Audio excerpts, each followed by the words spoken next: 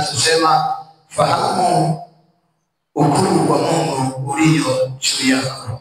Ufahamu ukuu wa Mungu ulio juu yako. Katika maisha ya kila mwamini, Mungu ameweka ukuu kwa kila mmoja wetu, ya kwamba ukuu wake ambao ameweka ndani ndio unaweza kutusaidia kuleta matokeo, kuleta udhihirisho. Kwa leo nitakufundisha kwa habari ya ukuu wa Mungu katika maisha ya kwako. Maisha yako Mungu hakuyaacha yawe hivyo hivyo tu. Maisha ambayo hayana kitu, Yesu amesema amefananishwa wale Mafarisayo na Masadukayo, amewatazama kama watu makaburi ambayo kwa nje yamepangwa vizuri, lakini ndani yao hamna kitu. Kwa hiyo anatazamisha mtu ambaye hana ukuu ndani, hana matokeo ndani, amefananishwa na kaburi. Lakini ndani yetu kuna ukuu wa Mungu ambaye ameweka utakayetupa uweza wa kuleta matokeo. Na kitu ambacho Mungu anahitaji kwenye maisha ya kwako ni wewe kuleta matokeo yake, kuwasaidia wale ambao wanamhitaji, wale ambao wamefungwa kwa namna yote. Wewe mwana wa Mungu, Mungu ameweka ukuu wake, Mungu ameweka hazina yake ili kuwasaidia watu ambao wanahitaji matokeo. Hakuna kitu ambacho Mungu anakidai kwako. Mungu anachodai kwako ni ile mbegu ya ufalme aliyoipanda ndani yako, kuona inazaa, kuona inaleta matokeo, kuona inaleta majibu katika maisha ya watu. Sasa ukuu wa Mungu ulio juu yetu tunaupata katika Injili ya Matendo ya Mitume sura ya 1 mstari wa 8. Huu ndio ukuu wa Mungu ambao tunaona Mungu anasema ya kwamba ameweka hii nguvu, na hii inatupa kuzaa na kuweza kutangaza matendo makuu ya Mungu. Hakuna namna ambavyo unaweza kusema ya kwamba Mungu amekuzuia, ya kwamba Mungu hajakusaidia. Mungu kitendo cha kumwamini, kitendo cha kumkubali, amekubali kuwa mwana wa binadamu na amekufanya kuwa mwana wa mfalme, mwana wa Mungu. Na kazi ya watoto wa Mungu ni kumshuhudia Yesu Kristo. Matendo ya Mitume sura ya 1 mstari wa 8. Huu ndio ukuu wa Mungu aliyoweka ndani yako. Anasema Matendo ya Mitume sura ya 1 mstari wa 8. Anasema lakini mtapokea nguvu akisha kuachilia juu yenu Roho Mtakatifu, nanyi mtakuwa mashahidi wangu katika Yerusalemu na katika Uyahudi wote na Samaria na hata mwisho wa nchi. Bwana asifiwe. Leo nitakufundisha kwa habari ya ukuu. Ukuu tuliopewa ni Roho Mungu ndani yetu. Huyo Roho anatupa uwezo wa kuwa mashuhuda, wa kuwa mashahidi wa siri za Kristo. Anatupa uwezo wa kumzalia Mungu matunda. Roho Mtakatifu ambaye ameachiliwa ndani yetu, huyo ndiye anayetuwezesha, huyo ndiye anayetusaidia. Na huo ndio ukuu ambao tumepewa mimi na wewe, ambaye utatusaidia kutangaza Yesu mwana Mungu. Na ukiona umefungua katika kumzalia Mungu matunda, katika kushuhudia hima kiwango cha nguvu za Mungu kilicho ndani yako, manake anasema tunatenda kwa kadiri ya ukuu na nguvu ya Mungu inayotenda kazi ndani yetu. Sasa anasema tunapokea Roho Mtakatifu, na njia ya kwanza kupokea Roho Mtakatifu ni kushikiliwa na Roho. Bwana asifiwe. Na kila mtu wa Mungu aliyemwamini Yesu lazima amepata msingi wa kwanza, amebatizwa kwa maji, amezaliwa kwa Roho. Ukishafanya hiyo hatua mbili, umepata kupokea hichi kipawa ambacho anasema ni nguvu ya Roho Mtakatifu inayekusaidia kuwa mashahidi. Maana yake wewe ukamsaidia Mungu, ukamshuhudia Yesu kama huna Roho. Huwezi kumshuhudia Yesu kama huna nguvu za Mungu. Kwa hiyo ukuu wa Mungu ambaye unatupa kuwa mashuhuda, kuwa wahubiri wa Injili, kuwa watumishi wa Mungu tunayeweza kuzaa matunda. Na leo tutaangalia kwamba kwa nini Yesu anahitaji matunda. Kwa nini Yesu anadai matunda kwetu? Inawezekana unalalamika au unawezekana unatembea maisha yako hayana ongezeko, ni kwa sababu maisha yako yamekosa kitu kinachoitwa matunda. Na Yesu anasema kila mtu atatambulika kwa matunda yake. Kila mtu anatambulika kwa zile ishara na matokeo ya maisha yake. Na ndio maana Yesu anawaambia, mtapokea ukuu wangu ndani yenu, ambao ni Roho atakayewapa uwezo wa kuwa mashuhuda na mashahidi wangu mkizunguka duniani mpaka mwisho wa nchi. Kwa hiyo kama wewe ni mwana wa Mungu, kitu cha kwanza ambacho unatakiwa kutafuta ni kutafuta ukuu wa Mungu, ambao hatua zake za kwanza mpaka umefikia hapa, maana yake ndani yako umekwisha kubatizwa, umekwisha kuzaliwa na Roho. Na tunaiona katika Injili ya Yohana sura ya 3, anasema mstari wa 5 kabisa. Injili ya Yohana sura ya 3 mstari wa 5, sura ya 3 mstari wa 5, anasema Yesu akajibu, amini nakuambia, mtu asipozaliwa kwa maji na kwa Roho hawezi kuingia ufalme wa Mungu. Kwa hiyo hii nguvu ya kuwa mashuhuda, hii nguvu ya kuzalia matunda tunaipata kwa kuzaliwa kwa maji, kwa kuzaliwa kwa Roho, ambayo tulishazaliwa kwa maji na kwa Roho tumepata kibali cha kuingia kwenye ufalme wa Mungu. Maana yake kuanzia hapo ulipozaliwa umebadilishwa, umekuwa ndani yako una Roho Mtakatifu ambaye ni nguvu. Nguvu ya nini? Naweza kusema nguvu ya kumtukuza Yesu, nguvu ya kuhubiri Injili. Na ukiona una uzito wa kuhubiri, una uzito wa kushuhudia kitu ambacho kitaondoka, Yesu anasema utashindwa kutambulika. Kwa nini tunasema hatutambuliki? Ni kwa sababu ndani yetu tumekosa matunda. Matunda ukiwa nayo, dunia inatafuta matunda, dunia inatafuta chakula, dunia inatafuta nani atakayefunua siri za Mungu yetu, nani ambaye atalijirisha hili neno katika maisha yetu.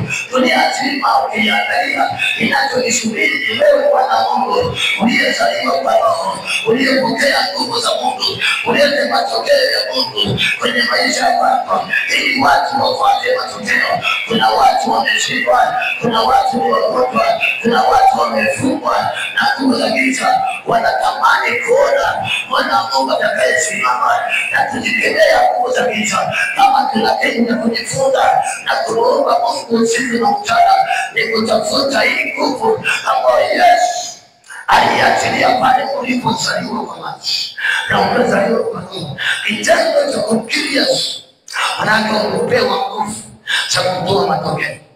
Na Yesu anasema, Yesu anatutahadharisha kwa habari ya kuzaa, kwa habari ya matokeo. Kwa hiyo kama tunalia, kama tuna watu ambao wamekosa majibu, tatizo liko ndani ya wana wa Mungu ambao wamepewa nguvu za kuleta matokeo, wamepewa nguvu za kufanya muujiza, wamepewa nguvu za kuponya, lakini bado wana wa Mungu wanalia. Ndio maana katika Warumi 8:19 inasema dunia yote inalia kwamba lini wana wa Mungu watafunuliwa. Kufunuliwa kwa wana wa Mungu ni wewe ambao umezaliwa na Mungu, anayeweza kufunua siri za Mungu, kufunua siri ya Kristo ambaye Yesu anasema kwa habari ya ukuu. Ukuu tulio nao mimi na wewe, ukuu tulio nao, na haipaswi kucheka wala kufurahia. Lazima tumtafute Mungu ambaye ametupa hili neno, na tuhakikishe neno la Mungu linatenda kazi ndani yetu, linatenda kazi juu ya watu ambaye wanatafuta Mungu tunayemtumikia. Kama unamtumikia Mungu, kama wewe ni mtumishi wa Mungu, lazima uhakikishe unaleta matokeo, unatatua jawabu la watu ambao wana matatizo, wana magonjwa, wamefungwa na mapepo, wamefungwa na hali za dunia. Mwana wa Mungu, cha kwanza una majawabu kwa sababu una neno la Mungu lililo juu yako, una Roho wa Mungu aliyo ndani yako, na hivyo vyote vinakupa mamlaka ya kunyamazisha kazi za ibilisi. Katika Luka 10:19, huu ndio ukuu wa Mungu ulio juu yako. Sasa kama Yesu amekupa hii mamlaka na wewe bado unalia kama mataifa, Yesu afanyeje? Luka 10:19 anasema tazama, nimewapa amri ya kukanyaga nyoka na inge na nguvu zote za ule adui, wala hakuna kitu kitakacho wazuru. Mungu inakutazama kama mamlaka yote ya dunia imekupa wewe, ili wewe ukanyage kazi za ibilisi, ili wewe nyamazishe kazi za adui. Na wewe kama mkuu umepewa nguvu kwa ajili ya matokeo kama haya, ya kuhakikisha hakuna kazi ya adui itakayofanya kazi ndani yetu. Ndio maana mimi nakusema na vijana kwamba Yesu alisema neno moja katika Injili ya Mathayo. Hilo neno limejishika kwa maisha yako na natembea nayo kila siku, na ndio maana mwaka huu nimetembea na Mungu na nimeona matokeo ambayo sijawahi kuyaona. Hata kuambia watu wanaweza wasielewe, kwa sababu kinachokushinda na kutofautisha ni jinsi tunavyomwendea Mungu. Kila mtu mahali hapa anamuona Mungu kujishake. Kuna mtu anamuona Mungu ni Mungu akoja tu kumwabudu na kuondoka. Lakini Yesu anasema kuna kazi ya kufanya ili uweze kuhamisha mambo, uweze kuondoa tatizo. Sasa katika Luka anasema nimewapa amri. Amri sio ombi. Amri ni kitu cha lazima. Yaani hichi lazima kifanyike. Hakuna wa kubadilisha. Yaani ukisikia ninatoa amri, maana yake ni kama rais wa nchi amesema, na nimekuja kuiongoza serikali wakati ule wa tarehe 29. Mimi nilikuwa sijui kama serikali inaweza kusema kuanzia sasa hivi watu wote wakae nyumbani, masoko yote yafungwe, biashara sitaki kuona mtu. Yaani ile neno lilipotamkwa, yaani hakuna shangaa kitu gani kimetokea. Yaani ile ni amri. Sasa ufalme wa Mungu umetuambia tazama. Yaani ukisikia tazama, kwanza elewa, fahamu, nimewapa amri ya kukanyaga nyoka na inge na nguvu zote za yule adui. Sasa kama ufalme umetupa amri, maana yake hatupaswi kulia, hatupaswi kubembeleza, hatupaswi kulalamika. Yaani ni kumwambia Shetani, kwa sababu kazi ya Shetani ni kuleta makosa na mauti katika zetu. Lazima hali yoyote ambayo sio hali ya amani, sio hali ya ufalme, unaiamurisha itoke.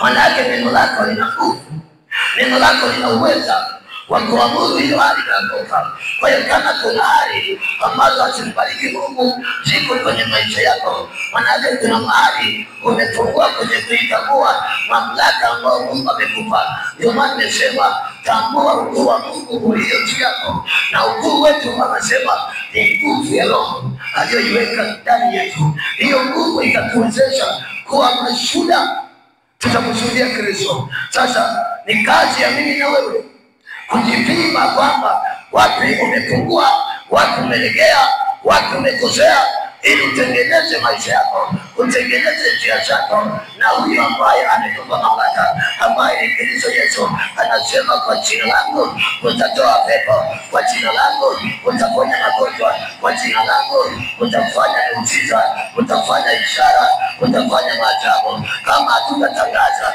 ukuu wa Yesu kwenye maisha ya watu waliofungwa, walioshindwa na adui, tukawatangazia habari za kufunguliwa kwao, habari za kuponywa, habari za kuwekwa huru, maana yake tutakaa watu wakituangalia hatuna majibu, watu wakitutazama hatuna cha kuambia.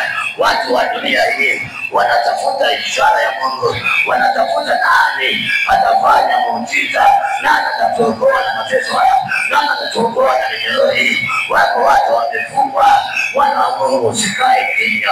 Ndio maana waambia jamani, mimi nimejitoa kwa Mungu, nahitaji kumwomba Mungu mpaka nione mambo yanafanyika. Baya anasema neno langu ni kweli, nisemapo usema kweli. Mungu hajakusema wako. Kwa nini tumekubali? Maana kuna mahali tumekubali kuwa sawa na watu wa dunia. Jana nikawa nasoma kitabu cha Samueli wa kwanza sura 8. Wanadamu kumbe sisi ndio tuliopenda taabu kuwa watumwa wa dunia. Wale wa Israeli wanamwambia Samueli, tunaomba mfalme. Samueli anawaambia hivi, nyinyi mnajua mfalme akiwatawala atachukua mashamba yenu, atachukua watoto wenu, atachukua wake zenu, yana atawatumikisha. Wakasema sawa, tunataka kuwa kama mataifa na sisi tuna mfalme wetu. Mungu akasema wazi hivyo, wanataka kuwa kama mataifa, wamenikataa mimi, hawanitaki kuwa mfalme, ngoja wataona. Ndivyo hivyo, kuna wakati wewe ambaye ni mwana wa Mungu unajifananisha na watu wa mataifa, unataka kuishi sawa na wao, unataka kutazama wanavyoishi na wewe uishi kama wao. Na ukifanya hivyo, manake unamtoa Mungu moyoni mwako, unamchukua shetani, unamweka ndani yako. Huyo ndiye anayetawala maisha yako, huyo ndiye anayeripoti maisha yako, yanaongozwa na yeye. Kwa sababu gani? Unataka kuiga mataifa. Bwana asifiwe. Mataifa ukiiga hayana shughuli, yanalia.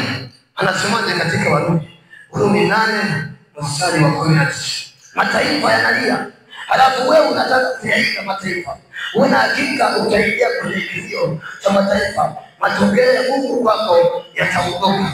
Injili Warumi 8:19 anasema, kwa maana viumbe vyote pia vinatazamia kwa shauku nyingi kufunuliwa kwa wana wa Mungu. Anasema kwa maana viumbe vyote pia vilichinjwa chini ya ubatili, si kwa hiari yake, ila kwa sababu yake yeye aliyevitiisha katika tumaini. Anasema kwa kuwa viumbe vyote navyo vitakuwa huru na kutolewa katika utumwa kwa uharibifu, hata kuingie katika uhuru wa utukufu wa watoto wa Mungu. Kama wewe ni mwana wa Mungu na kuangalia kwamba kila kiumbe cha dunia hii kinalia, na mimi nitazama, anasema wanatazama nani atakayefunua mafumbo ya Mungu, nani atakayefunua siri za Mungu hapa duniani.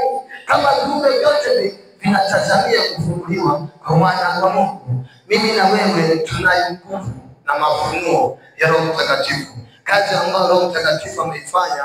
Ukisoma Matendo ya Mitume sura 2 mstari wa 17 na kuendelea, amesema kwamba Roho alipokuja juu yetu amenipa roho ya ufunuo. Roho ya ufunuo inakaa ndani yako. Kwa hiyo kama mataifa yanatazamia kufunuliwa, mwenye mafunuo ni nani kama sio wewe uliye na Roho wa Mungu, ambaye anatakiwa kuleta majibu ya maswali ambayo dunia inalia mpaka leo. Na kama hatutatambua huru, maana yake hakuna mahali ambapo maisha yetu yanapata thamani.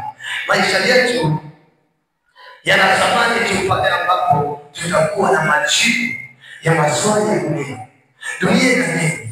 Dunia inateswa na vitu ambavyo haijui inatokaje, inafanyaje. Na natazama nikiangalia wana wa Mungu wengi tunatafsiri vitu kama watu wa dunia wanatafsiri. Tukiona dunia inalia na sisi tunalia. Lakini Mungu anasema ni sio wa dunia hii. Nyinyi ni wapitaji katika dunia, makao yetu yako mbinguni. Nasema kwa habari ya hukumu ulio ndani yako. Tuangalie sasa tunapataje huu wa kufanya mambo makubwa hapa duniani. Tunaupataje? Tunawezaje kuwa na matokeo? Tunawezaje kuleta ishara ili watu wajue kwamba sisi ni watoto wa Mungu, sisi ni tofauti na wao? Tunawezaje? Katika Injili ya Mathayo, Injili ya Marko sura ya 16, Injili ya Marko sura ya 16 mstari ule wa 16 tuanze hapo. Huu ndio ukuu Mungu ambao Mungu ameweka ndani yetu ili tulete matokeo. Marko 16 mstari wa 16 anasema, aaminiye na kubatizwa ataokoka, asiyeamini atahukumiwa. Bwana asifiwe. Hili ni sharti ambalo limeweka katika ukuu wa Mungu. Kwanza ni kuamini na kubatizwa, na ukishafanya hivyo tumeona kwamba maana yake ukibatizwa unazaliwa na Roho, unapata kibali cha kupata ile nguvu inayekuwezesha kuhubiri Injili, inayekuwezesha kufanya mambo ya ufalme. Kama ukiona umepungua katika kuchukia, yani ndani yako hauna kiu hata kidogo, maana yake ndani Roho wa Mungu amekuacha zamani. Lazima uchochee Roho Mtakatifu akae na wewe, akuwezeshe kuwa shuhuda na ufanye matendo makuu. Haya 17 anasema, na ishara hizi zitafuatana na hao waaminio. Kumbe kuna ishara katika kumwamini Yesu. Kwa hiyo ishara za matendo makuu, ishara za uponyaji zinataka imani, zinataka kumwamini Mungu bila mashaka yoyote ili aweze kufanyaje. Anasema ishara hizi zitafuatana na hao waaminio, kwa jina langu watatoa pepo, watasema kwa lugha mpya. Bwana asifiwe. Kama kwa imani tunapewa kufanya ishara, kutoa pepo na kukemea hali zote ambazo hazina matunda ndani yetu zikaondoka, maana yake lazima uombe kiwango cha imani kiongezeke. Lazima uamini neno la Mungu na ulifanye kuwa tumaini lako kwenye maisha yetu. Lazima tumwamini Mungu ili ishara zije, maana yake tumepungua kwenye habari ya imani. Na anasema pasipo imani haiwezekani kumpendeza Mungu. Bwana asifiwe. Sasa lazima tufanye kazi kwa imani. Imani ndiyo itakayoleta matokeo, ndiyo itakayotupa kuzaa. Na hasemi tu kutoa pepo, anaongeza mstari 18. Hapa kwa imani maana yake unapewa ishara ya kutoa pepo, ya kusema kwa lugha mpya. Hii unapewa na usemi wa mbinguni.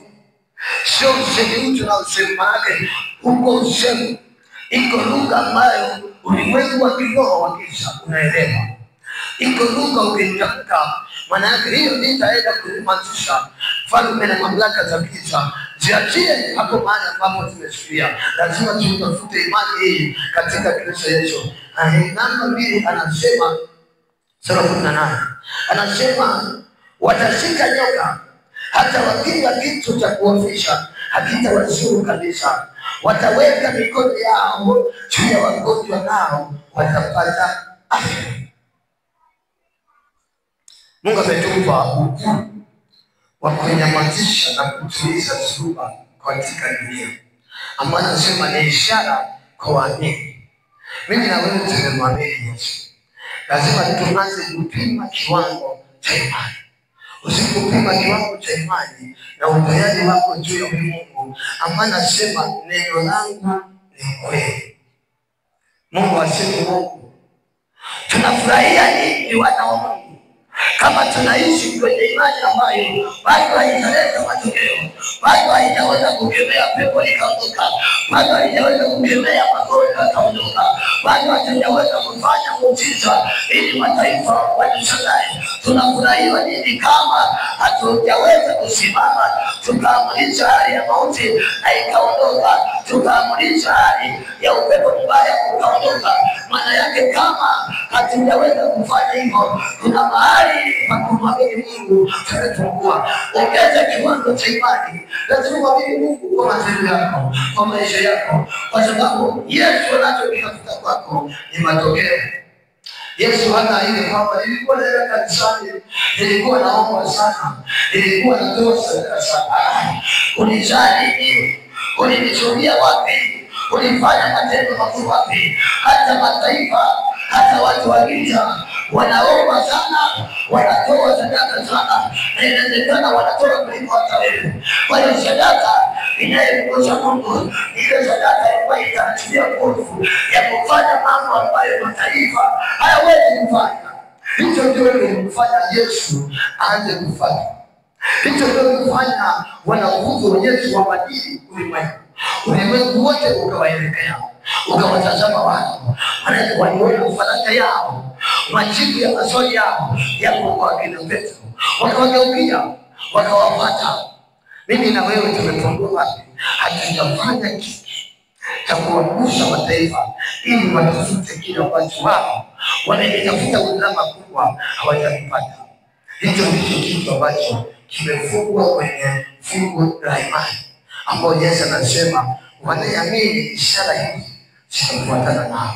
Mimi na wewe tumepewa kuamini, lakini pia hata kuponya hakuji hivi hivi. Hali hii ya kutaka muujiza, hali hii ya kutaka kutembea na nguvu ya Mungu haitakuja ukiwa unakula kutoka Januari mpaka Disemba. Nimesimama na Mungu mwaka huu, nikaanza kuona kumbe kuna vitu ambavyo hatutapata hata siku moja, kwa sababu ninataka kujitoa kweli kweli, kujitoa kweli kweli. Wakati naanza mwaka nilimwambia Mungu, mwaka huu nataka kujitoa kwako, nataka nikuone, unitendee mema katika ufahamu wa imani. Mungu akaniambia kama nimefunga katika mwaka huu siku 160. Kwa hiyo hapa nikiendelea na hizi hapa naweza nikapika siku karibia 185. Ndani yangu kilichopika ni shauku kubwa. Huwa nikienda kwenye ofisi ya mchungaji, nina maswali ambayo ananiambia mwanangu, tulia. Hiyo ndio kazi ya Mungu. Sasa hebu tulia, mwambie Mungu akupe kutulia. Nina maswali mengi ambayo sasa niambia tulia. Haya tuyaombe Mungu, tuombe Mungu atafanya. Usiogope. Lazima unapofika mahali utafute maswali ya Mungu ambayo dunia inahangaika nayo, ambayo dunia haijajibu. Sasa namwambia mchungaji, kama tunakwenda hivi tutafanyaje hapa tunafanyaje? Manake asipotafuta neno la Mungu la kumwambia tulize ukijana, manake ninataka kupaa, ninataka kutembea kwa kiwango ambacho nataka nitembee sawasawa na neno la Mungu. Na nikiona wewe bado unaleta mizaa, wewe unaleta useme kwa kazi ya Mungu, unanitia kichefuchefu, unanichanganya kabisa, naona huyu ataelewa, ananichelewesha. Kuna watu wananichelewesha, kuna watu bado hawajaamua. Na kama tunashikamana na watu ambao hawajaamua, maana yake wanatunachi, wanatuvuta kurudi nyuma. Sisi tunataka kwenda, wao wanaturudisha nyuma. Sisi tunataka kupiga hatua, wao wanatuvuta nyuma. Lazima tushikamane kwa imani moja, tumtangaze Yesu kwa nguvu ambaye anataka hatuwezi. Maana Biblia inasema kweli kabisa, watu hawawezi kwenda pamoja wasipopatana. Na katika patana, maana tumepatana kwa kusudi moja tu, kwamba sisi tunamtumikia Mungu. Kama tumesema ni hivi, na wote ni hivi. Hii sasa cha ajabu, kuna mbele kabisa na kupata neema yote ya wokovu bado hayuko serious na neno la sababu. Watu wamepoteza neno la sababu.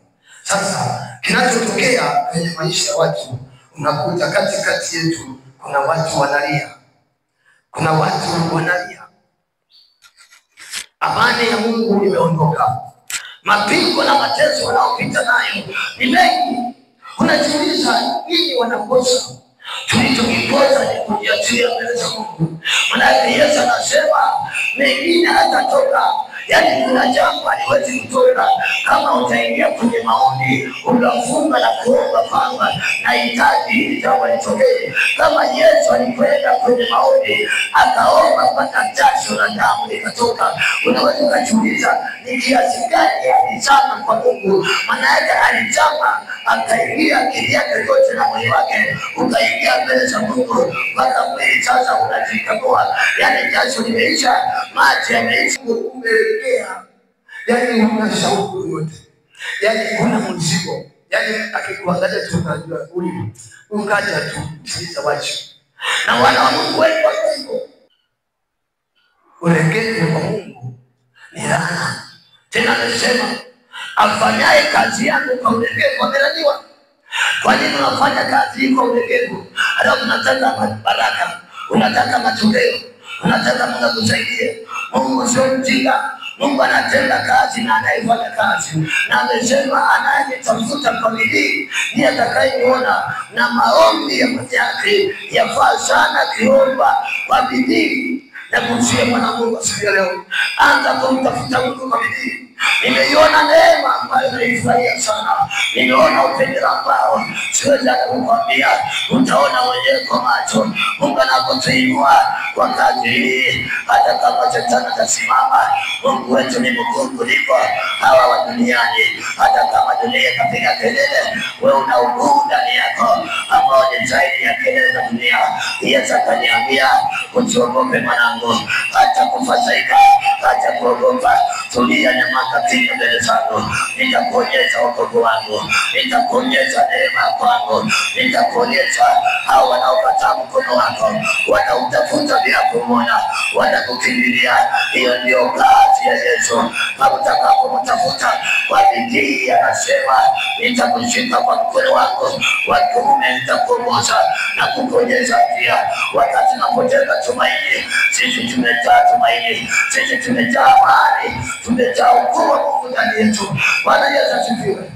Hiyo haitakuja ukiwa mcheka unalia utafanyaje, ufanyaje. Hii inakuja umejiachilia, umejitoa, utaanza kuona una ujasiri kama simba na nguvu ambayo tunaipata katika kitabu cha Efeso sura ya 3 mstari wa 20. Hata amani yako inahitaji nguvu, maisha yako yanahitaji nguvu. Pasipo hiyo nguvu ambayo yenyewe haiko nje, iko ndani yako, na tutaiona kwa matendo utakayokuwa unatenda. Wa Efeso 3:20, neno la Mungu linasema hivi. Anasema basi atukuzwe yeye awezaye kufanya mambo ya ajabu mno kuliko yote tuombayo au tuwazayo, kwa kadiri ya nguvu itendayo kazi ndani yetu. Usifikiri kwamba utamtumikia Mungu kama ndani yako hakuna nguvu. Na hii sio nguvu ya chakula, hii sio nguvu ya kuongea, ni nguvu ya Roho Mtakatifu. Hii nguvu ikiachiliwa ndani yako, maana yake utapata ujasiri mahali ambapo watu wanalia, wewe bado unacheka.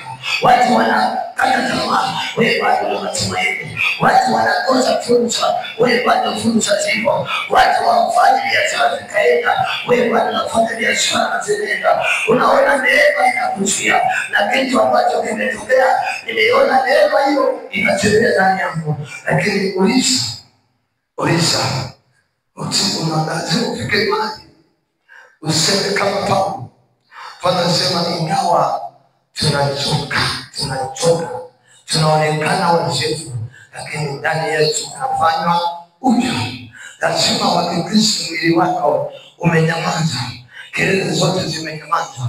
Lazima uhakikishe kwamba unakaa mbele za Mungu, bado unaona hapa roho inatembea. Mwili sasa umekufa, mwili wote umekaa kimya. Na hiyo ikiulika ndani yako, utaanza kuona Mungu akisema na wewe mambo madogo ambayo ni msingi, akikuwekea msingi. Na kitu cha kwanza ataanza kuweka msingi wa neno lake, msingi wa imani, msingi wa nguvu inayoweza kukusaidia kutenda kazi. Tunatenda kazi wakati ya nguvu iliyo ndani yetu. Kwa kama nguvu yako ni kidogo, wewe na hakika kila kitu utafanya kwa kidogo. Hata kibali chako kitakuwa kidogo. Na hii ikupe kuondoa malalamiko. Unataka vitu vikubwa, angalia ndani yako. Una kiwango cha nguvu kiasi gani? Unataka matokeo makubwa, angalia muda ambao unachochea hiyo nguvu ndani yako. Ni muda gani unatumia kuchochea nguvu? Tunaitisha Mungu. Tumetangaza kuna watu sisi kwenye vijana leo siku sana. Tuko kwenye maombi ya mfungo ya kuomba Mungu.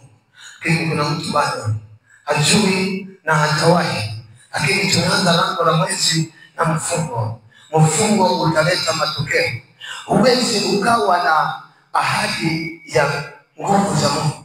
Huwezi ukawa na ahadi ya kutenda kazi za Mungu halafu ukanyamaza kimya, maisha yako yamejaa sababu.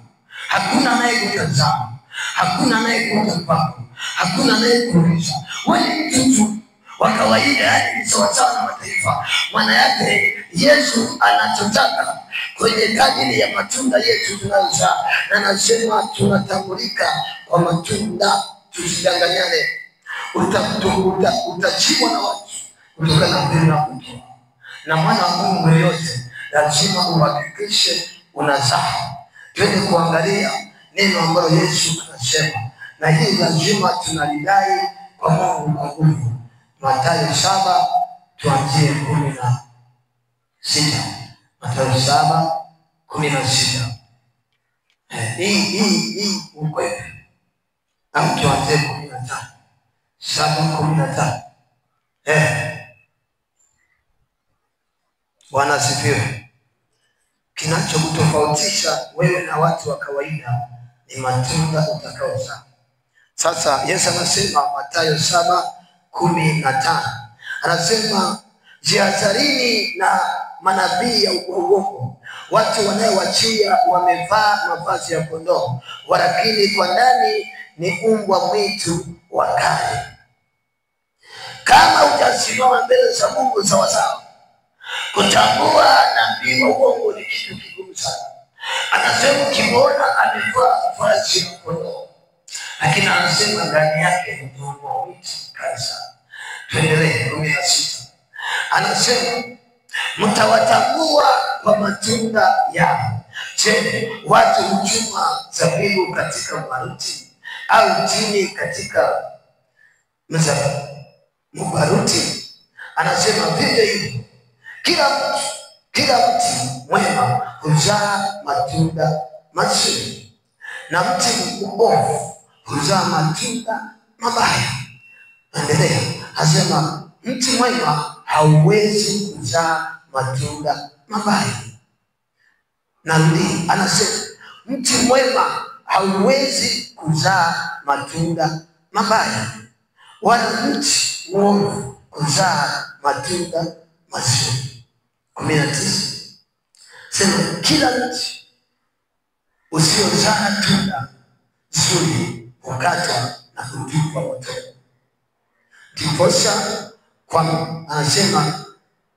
Ndiposa kwa matunda yao mtawatambua. Wanasifiwe. Ukitaka kujituma mwenyewe, lazima upime unachokizaa. Matokeo ya imani, matokeo ya wokovu wako, matokeo ya matendo yako yakupe kujitathmini kwamba mimi ni mti nimekatwa au niko ndani ya Yesu, na kama niko ndani mbona sizai amani? Na kuna watu wanafikiri kuzaa. Tukiangalia matunda ambayo yanazungumzwa, nataka tuangalie na hali ya sehemu ya maisha yako, na kama kuna moja wapo limepungua, litafute sana kwa bidii, kwa sababu hii ndio inayoleta baraka yako. Na lazima uhakikishe kama mwana wa Mungu unazaa. Na nasema kama wewe ni mtu mwema, huwezi kuzaa tunda baya. Nimesema mwanzo wa somo, fahamu uwezo wa Mungu ulio juu yako. Tukauona katika Matendo ya Mitume sura ya 1:8. Anasema tunapokea nguvu. Maana uwezo wa Mungu ile nguvu tuliyopokea ya Roho inatupa uwezo wa kufanya vitu. uwezo wa kuhubiri Kristo, uwezo wa kuponya, uwezo wa kushuhudia, uwezo wa kuhubiri Injili, uwezo wa kufundisha, uwezo wa kufanya muujiza. Sasa katika Wagalatia 5, Wagalatia 5 tuanzie mstari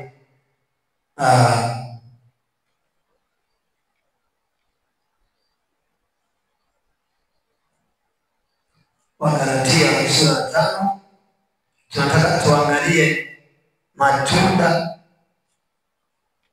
ambayo Yesu anasema tunapaswa kuzaa matunda. Bwana asifiwe.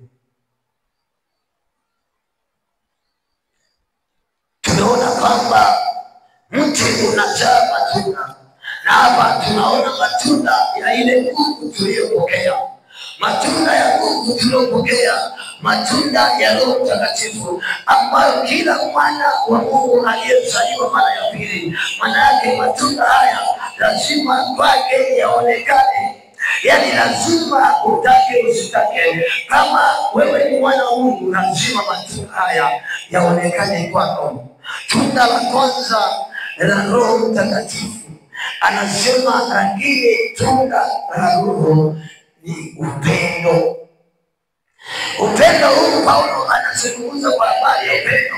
Anasema hata kama nikatoa mwili wangu niungue moto, kama sina upendo ni bure. Hata kama nitatoa mali zangu zote niwagawie maskini, kama sina upendo ni bure. Hata kama anasema nitafanyaje, anasema hata kama nitakuwa na siri na maarifa yote ya mbinguni, kama sina upendo ni bure. Kwa hivyo Mungu wako ukikosa upendo maana yake ni bure. Sio kazi inaishi Roho Mtakatifu akae mahali ambapo hapana upendo, wakati yeye mwenyewe ndio upendo. Sasa wana wa Mungu tunapokosa upendo, maana yake tunamweka mbali Mungu wetu. Anasema Mungu wetu ni pendo. Kwa tunda la kwanza mwana Mungu lazima uwe na nguvu ya upendo. Anasema upendo unastiri, upendo unafasiri, upendo. Hili ndio tunda la kwanza la Roho Mtakatifu. Je, una upendo ndani yako? Hili tunda la upendo ndani yako liko? Ndani yako pima. Ukiona ndani yako una chembe ya choyo, chembe ya ubaya, maana yako umekosa kuwa na upendo. Lakini tunda la Roho anasema ni upendo. Namba 2 anasema furaha. Unapokosa furaha ndani ya Mungu, umeshindwa kumtwika Yesu mzigo. Anasema Yesu ukimtwika yeye mzigo utapata zile sifa zilizozitaja siku ile. Anasema yeye ni mpole, yeye ni mnyenyekevu. Anasema nani nitapata raha nafsini. Yani raha na furaha ni kufurahi ndani. Utachawa furaha ambayo taifa au mataifa hawana. Anasema tunda la Roho moja wapo ni upendo, furaha, amani. Bwana asifiwe. Kama amani inatoweka Tanzania, tunatakiwa kuomba nini? Tunda la upendo, tunda la amani linaondoka. Maana yake kumwambia Roho Mtakatifu rejesha amani katika taifa letu. Maana yake asili ya amani iko ndani ya Mungu. Asili ya amani na utulivu ni tunda la Mungu ambaye analiachilia kwa wanadamu ili wakae kwa utulivu na pamoja. Anaachilia amani ndani yao. Amani ikiondoka hapa, tunahakika muda wa ibada utakuwa hamna. Sasa kama tunataka kutambua ukuu wa Mungu ulio ndani yetu, ni kutembea kwenye ile msingi ya mamlaka ya ukuu wake ambao ametupa. Na haya ndiyo matokeo ya ukuu, kwamba unao upendo, unayo amani, unayo furaha. Anasema kwa kumalizia, anasema upendo, furaha, amani, uvumilivu, utu wema, fadhili na uaminifu, upole kiasi. Anasema juu ya mambo kama hayo hakuna sheria. Unataka uepukane na sheria, uepukane na vikwazo, kwamba upendo wa Mungu umeshinda mambo ya dunia.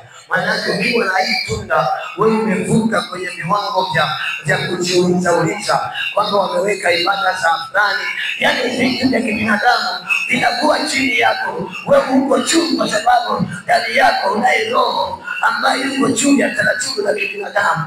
Maana roho yuko juu ya sheria.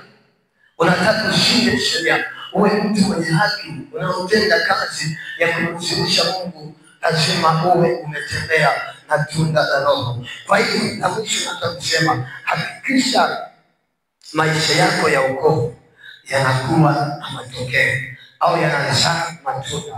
Na tunaposema matunda, sio matunda ya ebe. Matunda mojawapo tumeona lazima uwe na matokeo ya kila kitu unachokifanya.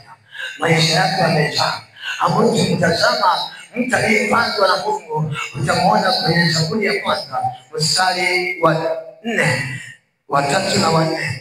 Hapa ndio tunaona matokeo ya matunda. Maana yake ni kufanya mambo yakafanikiwa. Zaburi ya kwanza tuanze mstari wa 3.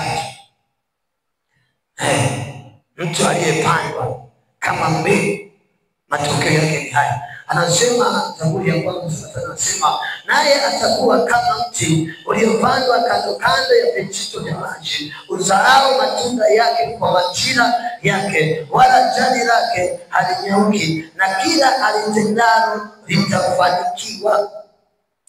Huu ni ukuu ambao tumepewa mimi na wewe, kufanya mambo yalete majibu, kufanya mambo yalete matokeo, kufanya mambo yalete udhihirisho. Sasa kama tumeshindwa kuleta matokeo, maana unapolalamika, unaposema nini sielewi, hebu anza na wewe kwanza. Unafanya nini? Umedhihirisha kitu gani?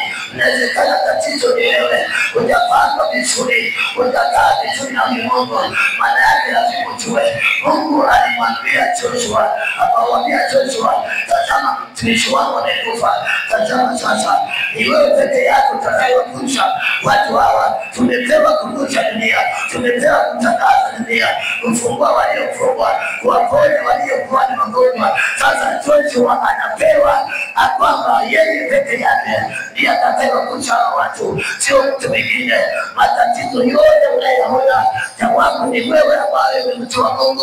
Jawabu ni wewe ambaye Yesu Kristo ni Bwana na Mwokozi wa maisha yako. Acha kulaumu watu, acha kuangalia watu, jiangalie kwanza wewe umeshimamaje na huyu Mungu. Joshua akaambiwa sasa, Joshua angalia maneno haya ya Torati yasiondoke kama kinywani mwako, ndani haya ndio yatakayokusaidia. Sasa neno hili la Mungu, yeye umelitafakari kiasi gani? Umelichukua kiasi gani? Unaliishi kiasi gani? Uache kulia, Mungu atatenda na wewe kama uliangalia neno lake. Dunia inatafuta watu ambao au kanisa ambalo halitafuata dunia, litafuata neno la Mungu. Yaani mtu mkuu ni mtu ambaye ametimilika. Mtu mkuu ni mtu ambaye ametimilika kwa ajili ya kazi ya kumjenga ufalme wa Mungu. Unapoona ulikuwa mkuu, umepewa nguvu ya ufalme, halafu bado unalia, maana yake umepungua katika nguvu ya Mtakatifu. Tumeona matunda lazima tusaidie, lazima tulete matokeo. Kwa hiyo lazima wewe mwana Mungu uwe na matokeo. Hautakuwa mtu mkuu kama nguvu ya Mungu haijaleta udhihirisho ndani yako. Nimesema utambue ukuu wa Mungu ulio juu yako. Tumesoma kitabu cha Matendo ya Mitume sura ya 10 mstari wa 8, tukasoma Injili ya Marko, Injili ya Luka mtakatifu sura ya 10 mstari ule wa 19. Tunaonyeshwa ule uweza ambao Mungu ametupa. Huo ndio ukuu tumepewa mimi na wewe, na lazima tuutumie. Na tukasoma kitabu kile cha Warumi sura 8, tunaanzia mstari wa 19 mpaka kuendelea pale chini. Tunaona kwamba viumbe vyote vinaugua, vinalia, vinasubiri kufunuliwa. Nani atafunua siri za Mungu, matokeo ya Mungu, kuleta majibu ya maswali ya watu?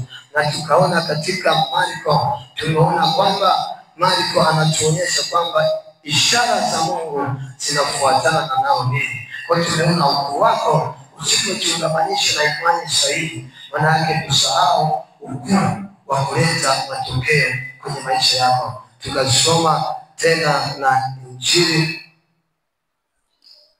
Injili ya Mathayo. Tumesoma Injili ya Mathayo sura ya 17 mstari wa 15 na mpaka wa 20. Tumemalizia hapa katika Zaburi ya kwanza mstari wa 3. Tumeonyesha kwamba yeyote atakayetafakari maneno na kuyashika, kila alitendalo litafanikiwa. Bwana asifiwe. Kwa hiyo hapa ni habari ya kudhihirisha ukuu wako uliopewa na huyu Yesu aliyekuokoa. Nakaribisha swali mawili.